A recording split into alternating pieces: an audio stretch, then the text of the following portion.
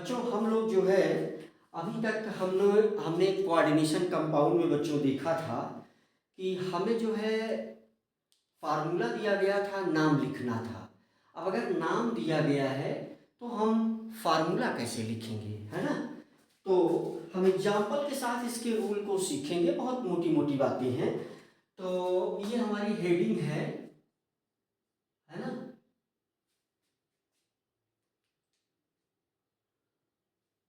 Writing of formula from IUPAC name, writing of formula, है ना। Methods to write the methods methods to write methods to write the formula. हमें क्या लिखना है, formula लिखना है फ्रॉम IUPAC नेम। हमें IUPAC नेम गिवन है और हमें क्या लिखना है, फार्मूला लिखना है। तो ये बहुत ही सरल है, क्योंकि अगर आपको नाम लिखना आ गया है तो फार्मूला लिखना बहुत आसान होगा। छोटे छोटे रूल हैं और उन सभी रूल को हम लोग नॉर्मली डिस्कस कर लेंगे। उन सभी रूल को हम लोग नॉर्मली डिस्कस कर लेंगे एग्जाम्पल के साथ, है ना। तो कई एग्जाम्पल हम करेंगे, उसी में सारे रूल आ जाएंगे। तो चलो पहला एग्जाम्पल लेते हैं, क्योंकि हमें कुल मिलाकर के आपको सिखाना है। तो एग्जाम्पल फर्स्ट हमें दिया गया है पोटेशियम। हमें दिया गया है नाम पोटेशियम, है ना। पोटेशियम ट्राइक्लोराइडो, पोटेशियम अगर इस तरीके से हमें नाम दिया गया है ट्राइक्लोराइडो,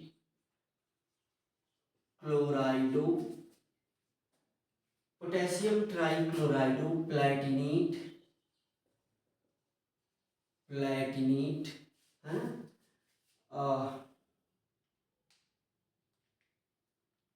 है ना, हमें मान लीजिए इस तरीके से अगर नाम दिया गया है पोटेशियम अमीन ट्राइक्लोराइडो, हमें ऐसा नाम दिया गया है। पहला एग्जांपल पोटेशियम अमीन ट्राइक्लोराइडो, ट्राइक्लोराइडो प्लैटिनेट, प्लैटिनेट, ट्राइक्लोराइडो प्लैटिनेट सेकेंड, अमीन ट्राइक्लोराइडो प्लैटिनेट सेकेंड। हमें अगर ऐसा कुछ दिया गया है तो देखो क्या क्या हमें, जैसे रूल नंबर 1 की बात कर लें तो रूल नंबर 1 क्या बताता है, बहुत छोटी छोटी बातें हैं ये सब। रूल नंबर 1, रूल नंबर 1, तो रूल नंबर 1 ये बताता है कि पहले हम लोग जो है कटायन लिखेंगे फिर एनायन लिखेंगे, है ना। तो cation is written first followed by anion. तो क्या लिखेंगे, cation is written first followed by anion, first followed by anion. तो इसकी क्या मीनिंग हुई जो इंग्लिश में लिखा कि पहले हम कटायन लिखेंगे फिर जो है एनायन लिखेंगे। इसमें यह भी संभव है कि कटायन और एनायन क्या प्रोबेबिलिटी क्या है, एक प्रोबेबिलिटी ये भी है, एक ये भी संभावना है, प्रोबेबिलिटी एक ये भी प्रोबेबिलिटी है कि कटायन और एनायन दोनों कॉम्प्लेक्स हो सकते हैं। कटायन एंड एनायन बोथ, ये दोनों कॉम्प्लेक्स हो सकते हैं। और जो कॉम्प्लेक्स चीज है रूल नंबर 2 ये बताएगा, रूल नंबर 2 क्या बताएगा यहां पर, रूल नंबर 2 जो भी कॉम्प्लेक्स चीज है रूल नंबर 2 क्या क्या बताएगा कि उसे हम कोऑर्डिनेशन स्फीयर में लिखेंगे। जो कॉम्प्लेक्स है उसको हम क्या कहाँ लिखेंगे, कोऑर्डिनेशन स्फीयर में। कोऑर्डिनेशन स्फीयर इसके लिए यूज करेंगे। चलो देखते हैं। अब जरा देखो इसमें जो है, इसमें क्या मीनिंग क्या है, मीन्स क्या, कैसे हम इसका लिखेंगे। जैसे ही हमको दिख जाता है क्या, प्लैटिनेट, तो एक बात ये क्लियर हो गई कि कॉम्प्लेक्स वाला पार्ट तो यही है।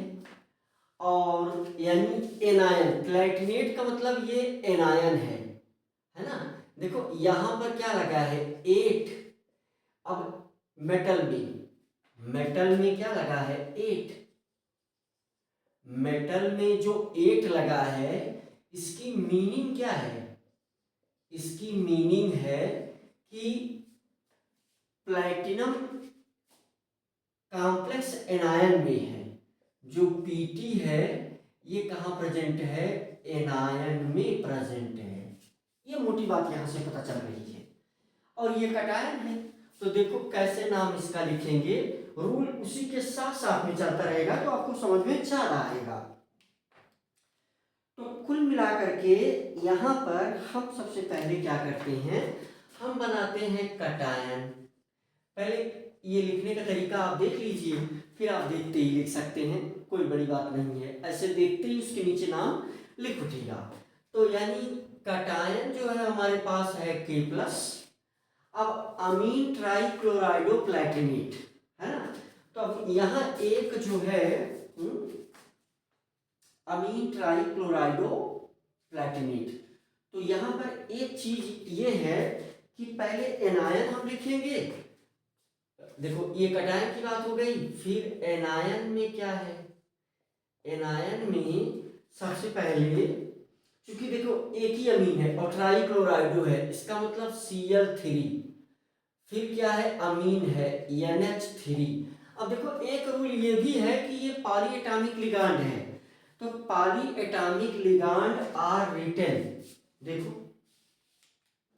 रूल नंबर 3 क्या है यहां पर, रूल नंबर 3 रूल नंबर 3 क्या बताता है कि पॉली एटॉमिक लिगांड, देखो यहां पर ये भी लिगांड है ना, ये भी लिगांड है और क्या प्रेजेंट है यहाँ पर पीटी।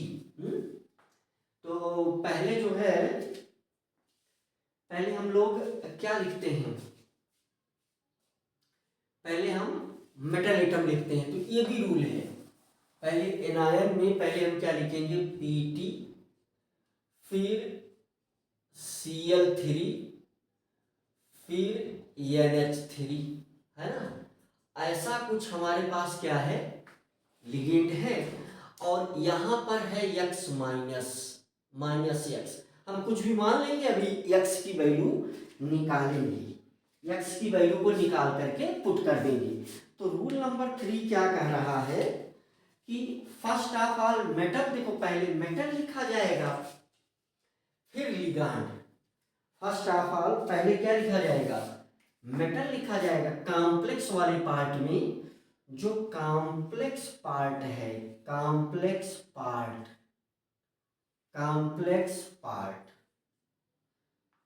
किसमें, कॉम्प्लेक्स पार्ट में पहले क्या लिखा जाएगा, पहले मेटल लिखा जाएगा, फिर मेटल के बाद metal, name of the metal is written first. Metal के बाद क्या लिखा जाएगा, मेटल के बाद लिगेंड लिखे जाएंगे। अच्छा लिगेंड का आर्डर क्या होगा, तो पहले जो है क्या लिखेंगे हम, पहले हम लिखेंगे एनायनिक लिगेंड, है ना। पहले हम एनायनिक लिगेंड लिखेंगे, फिर हम क्या लिखेंगे, फिर हम न्यूट्रल लिगेंड लिखेंगे, न्यूट्रल लिगेंड लिखेंगे, फिर क्या लिखेंगे कटायनिक लिगेंड लिखेंगे, कटायनिक लिगेंड लिखेंगे, है ना। तो ये रूल नंबर 3 बता रहा है। देखो इसमें उसमें हमने क्या किया, पहले मेटल लिखा, फिर एनायनिक लिगेंड लिखा, फिर कैटायनिक न्यूट्रल लिगेंड लिख दिया। यक्स को निकाल लो। यक्स को कैसे निकालेंगे, देखो यक्स को निकालने के लिए हमें नजर गड़ाना पड़ेगा किस पर, इस सेकंड पर। हमें यक्स की वैल्यू को निकालने के लिए इस सेकंड पर नजर गड़ाना पड़ेगा। इसका मतलब प्लैटिनम जो है +2 में प्रेजेंट है ना। प्लैटिनम जो है किसमें प्रेजेंट है, +2 में प्रेजेंट है। तो इसका मतलब कि ये जो यक्स की वैल्यू है ये किससे रिलेटेड है, इस रोमन नंबर से भी इसका कनेक्शन है। तो हम निकालेंगे, अब सिंपल सी बात है। तो यक्स कैसे निकलेगा, देखो कैसे निकलेगा, ऑक्सीडेशन नंबर ऑफ पीटी जो कि गिवन है। ऑक्सीडेशन नंबर ऑफ पीटी क्या है, गिवन है, और वो सेकंड है तो प्लैटिनम किस में रहता है, प्लस में रहता है, तो प्लस है ना। वही पुराना rule, oxidation number of Cl multiplied 3, क्योंकि ये 3 है, plus oxidation number of NH3 तो एक ही है, तो oxidation number of NH3 is equal to -x, is equal to -x, है ना। देखो तो x की वैल्यू हमें मिल जाएगी आराम से।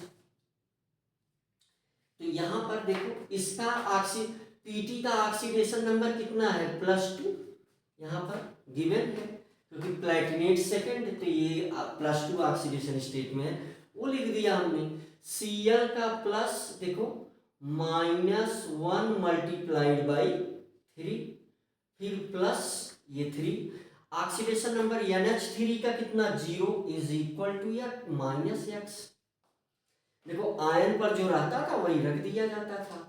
देखो इसको घटाओगे तो ये -1 आ जाएगा,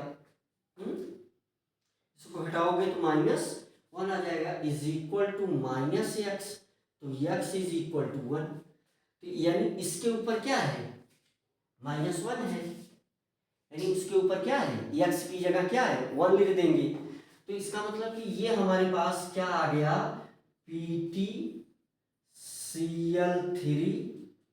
NH3, हाँ PtCl3 NH3, और इसके ऊपर लगाओ तुम क्या, -1। तो सिंपल सी बात है, अगर इसके ऊपर -1 है तो इसके ऊपर +1 रहेगा। इसका मतलब एक अकेले के प्रेजेंट है, तो यहां क्या लिख दिया जाएगा, तो हमारा जो कंपाउंड का फार्मूला आ जाएगा, फार्मूला ऑफ कंपाउंड, है ना, methods to write the formula, है ना, methods to write the formula from IUPAC name. तो फार्मूला ऑफ कंपाउंड क्या आ जाएगा, ऑफ कंपाउंड। देखिए हर चीज पता चल रहा है, तो इसका मतलब कि ये कंपाउंड का फार्मूला है K in coordination sphere PtCl3 NH3 bracket close, ये फार्मूला लिखो था। इसी कंपाउंड का नाम क्या है, पोटेशियम अमीन ट्राइक्लोराइडो प्लैटिनेट सेकंड। चलो दूसरा एग्जांपल लेते हैं। रूल भी आपने देखा, जैसे जैसे जैसे और एग्जांपल आते जाएंगे, रूल ना के बराबर हैं, रूल लिखने के लिए हैं, अगर आप समझ जाते हो तो ये रूल तो अपने आप ही याद हो जाते हैं। तो एग्जाम्पल से ज़्यादा समझ में आएगा, इसीलिए एग्जाम्पल के साथ मैं फार्मूला, एग्जाम्पल के साथ मैं रूल लिखने का प्रयास कर रहा हूँ। आप अलग अलग पेज में बढ़िया सा, मान लीजिए कुछ चीज़ मैं नहीं लिख रहा हूँ और आप लिख रहे हैं, आपको डिस्टरबेंस हो रहा है, तो आप हमारे इस लेक्चर के शब्दों को भी पॉज करके लिखें, है ना। वही टाइम बचाने के लिए मैं ऐसा कर रहा हूँ, है ना, मेरा फोकस किस पर है, समझाने पर। तो फिर आप एडजस्ट करके क्या कर सकते हो, मैं जो मुंह से बोल रहा हूँ उसको भी हिंदी या इंग्लिश में लिख सकते हो। पहले अगर मान लीजिए इंग्लिश तुरंत नहीं बन रही तो हिंदी लिखो, बाद में उसकी इंग्लिश लिखना। क्योंकि बच्चों प्रैक्टिस तो करना पड़ेगा, बिना प्रैक्टिस के नहीं आएगा। आओ दूसरा एग्जाम्पल लेते हैं। चलो तो 2 रूल ले लिया, 3 रूल हम लोगों ने देख लिया है ना, कुल मिला करके और 2-3 रूल हैं, तो वो सब आप फटाफट देख लेंगे। तो हम लोग जो है हम लोग दूसरा एग्जाम्पल लेते हैं। चलो सब कुछ मिटा दिया जाए, दूसरा एग्जाम्पल लेते हैं। एग्जाम्पल के साथ रूल लिखने से ज़्यादा समझ में आता है, मुझे ऐसा लगता है ना। अलग से रूल लिख करके याद करो, फिर उसके बाद आओ एग्जाम्पल में अप्लाई करो, तो ये बहुत बढ़िया टेक्निक नहीं है। मुझे लग रहा है कि एग्जाम्पल के साथ जो मैं ये करवा रहा हूँ ये ज़्यादा बढ़िया आपको समझ में आएगा। क्या रूल है, अब ये बात पहले भी जानते थे कि पहले कटायन लिखा जाता है, फिर एनायन लिखा जाता है, फिर जो लिगेंड है उनमें आर्डर बना दिया जाता है।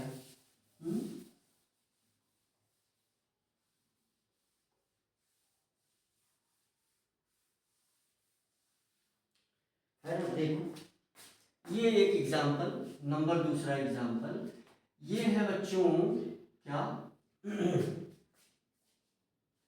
क्लोराइडो, ये कंपाउंड है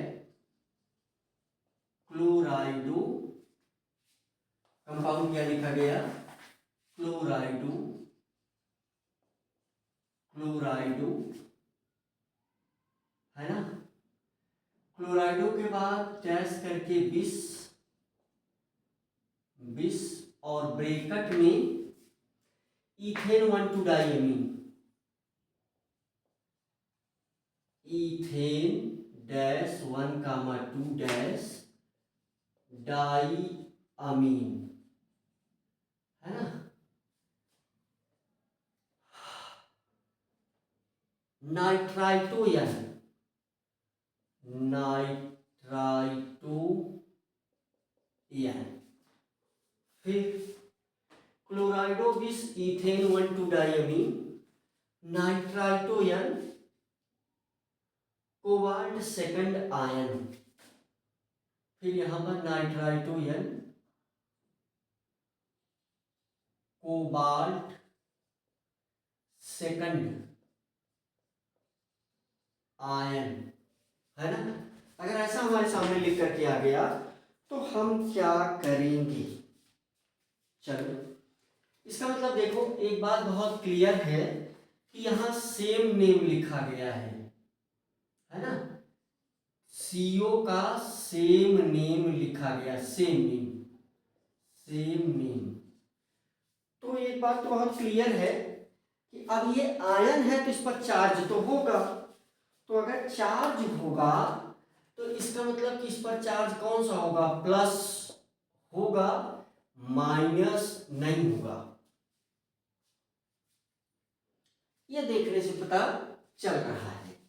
अब x की वैल्यू हम निकाल करके लिख भी देंगे, तो सिंपल सी बात है कि अब ये कोऑर्डिनेशन स्फीयर में ही लिखा जाएगा। और पहले क्या लिखा जाएगा, कोबाल्ट, पहले मेटल है ना, पहले मेटल लिखा जाएगा, फिर लिगेंड लिखा जाता है।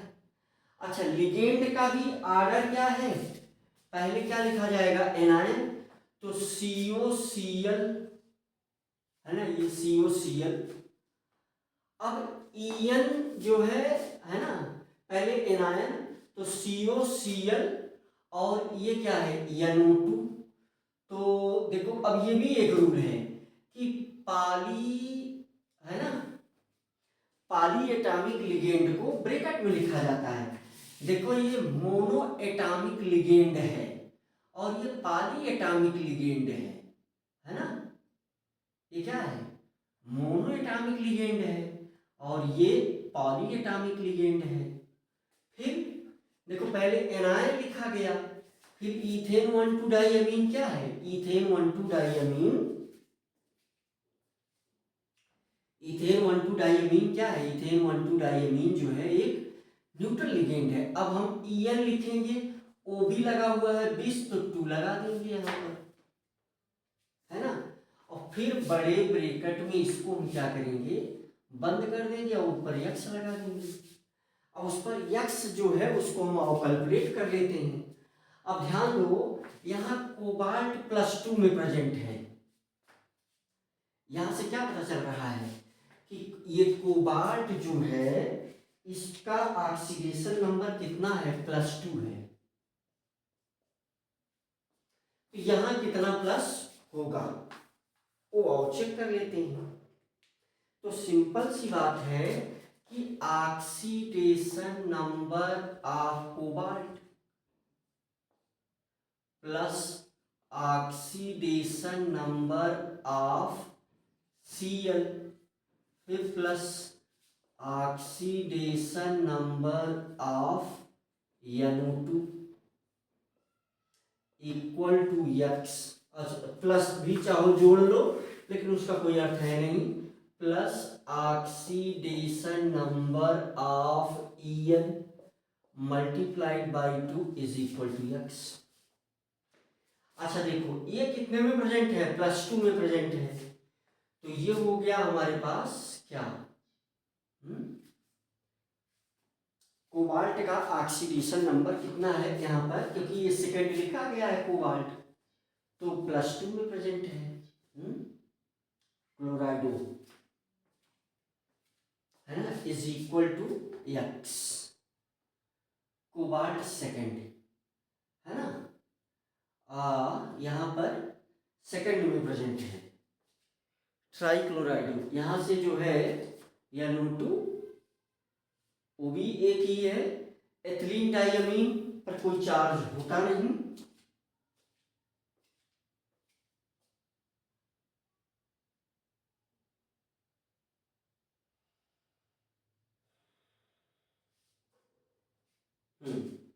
ठीक है। अच्छा, चार्ज जो है, ये जो एग्जांपल था +2 नहीं बल्कि सॉरी ये 2 नहीं बल्कि ये क्या है, थर्ड है, तब ये X की वैल्यू निकलेगी। तो इसको थर्ड बना लेना तुम।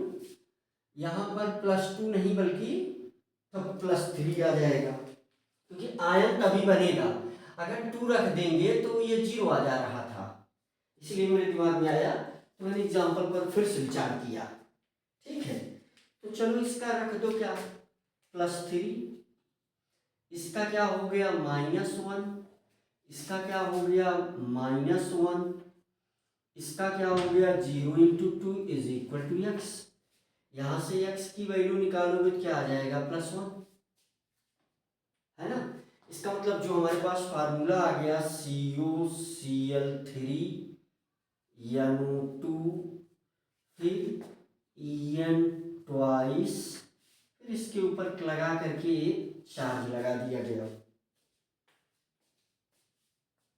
है ना।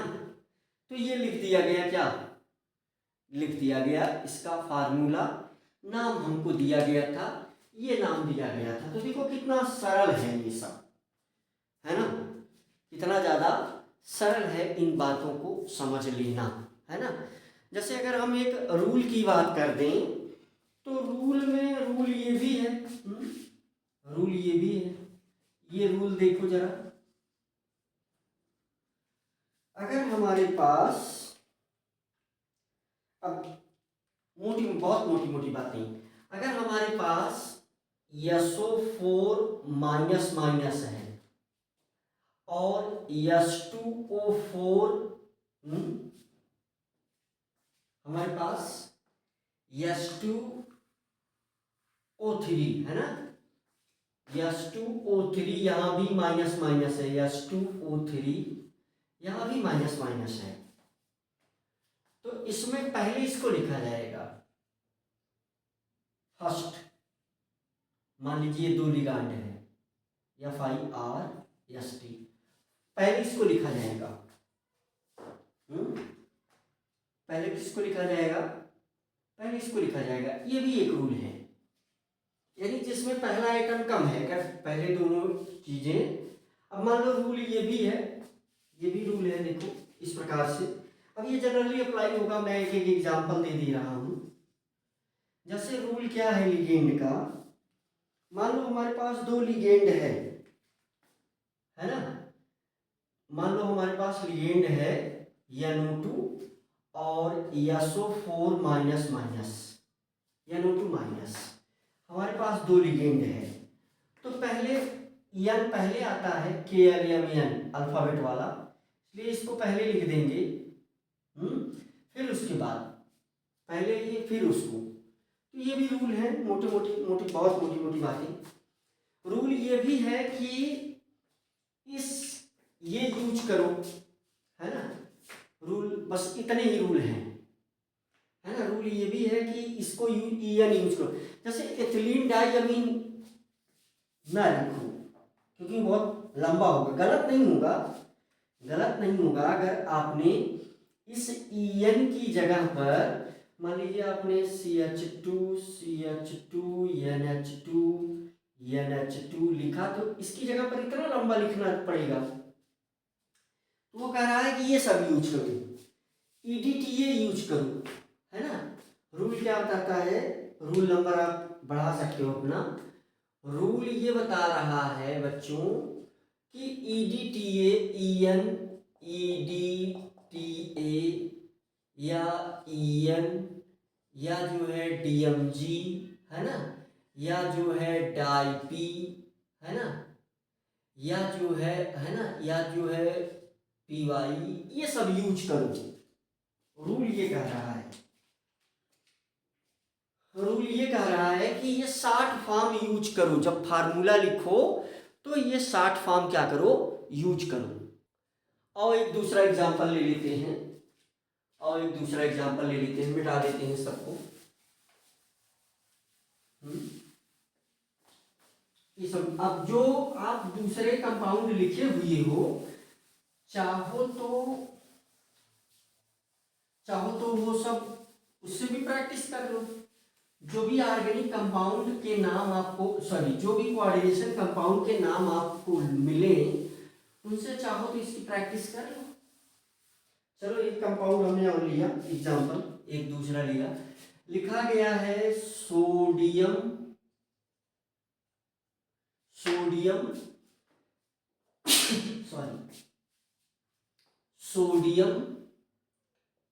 इथेन 1,2 डैश डाई अमीन टेट्रा एसीटेटो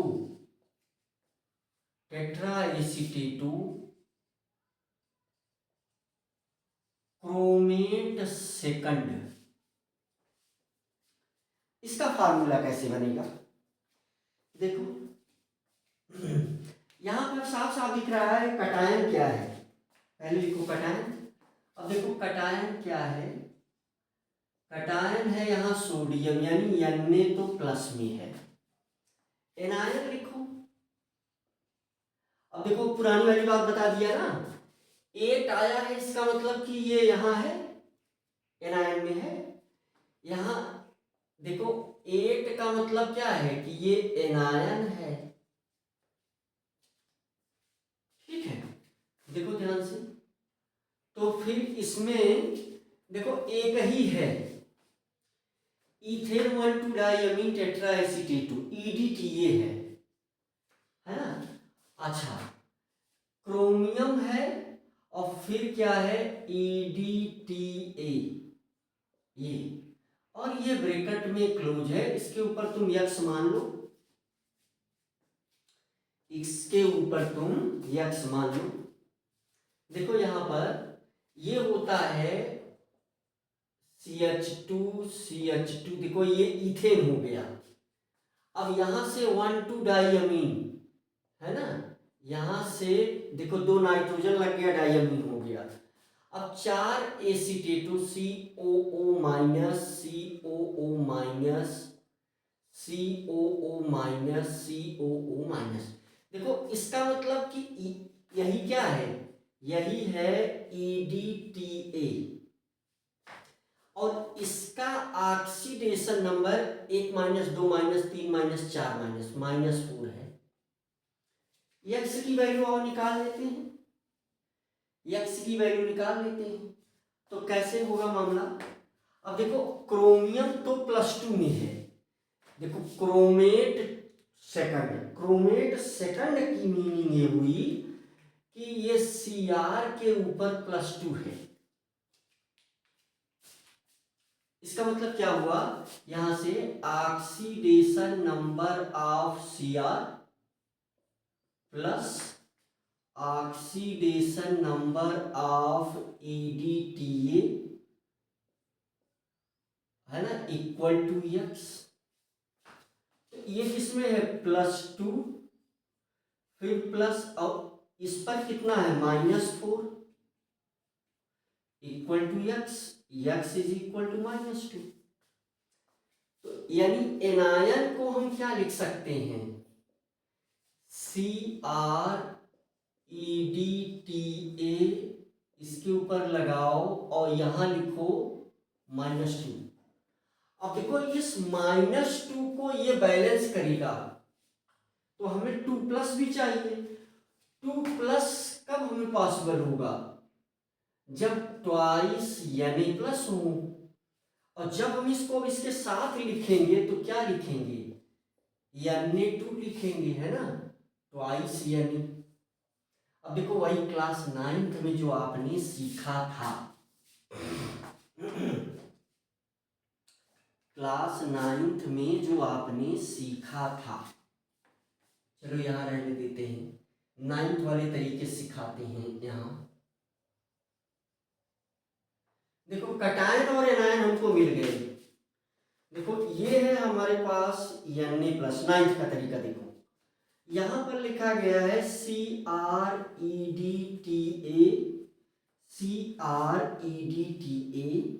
है ना, इसके ऊपर क्या लगा हुआ है, इसके ऊपर लगा हुआ है -2।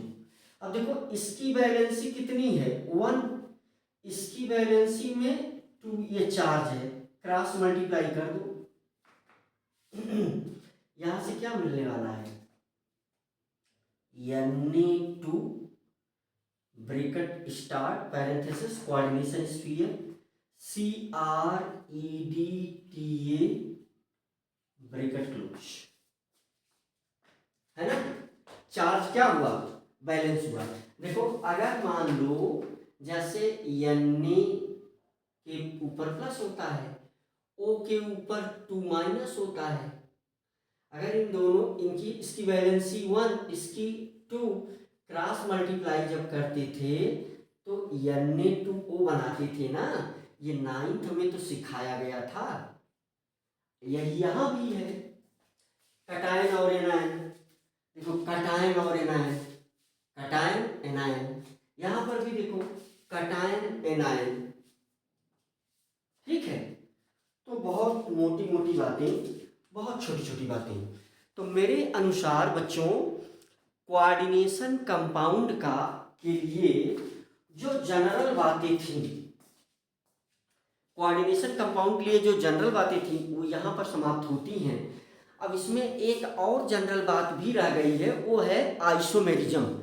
तो आइसोमेरिज्म बच्चों पूरा चैप्टर कवर होने के बाद लास्ट में हम लोग करेंगे, हालांकि क्वेश्चन उससे भी पूछे जाते हैं, लेकिन अब मेन चैप्टर का जो मेन पार्ट है जहाँ से 99% से ज़्यादा क्वेश्चन पूछे जाते हैं, वो केवल 3 टॉपिक है ना, वार्नर की थ्योरी, बैलेंस बॉन्ड थ्योरी और क्रिस्टल फील्ड थ्योरी, है ना, CFT।